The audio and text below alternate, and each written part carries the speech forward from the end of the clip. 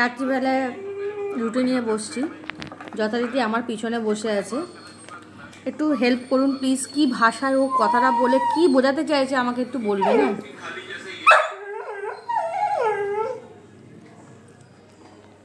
বল বল।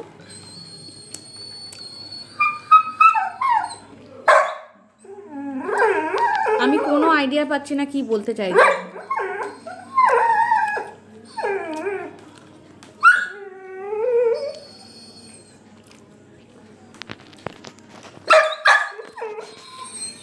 আপনাদের দেখাই, যদি বলেন বায়না করছে, দেখুন ওর খাবার এখানে রয়েছে, এই যে এখন গেছে খেতে, খেলো না, তাহলে এটাকে বদমাইশি আর কিচ্ছু না।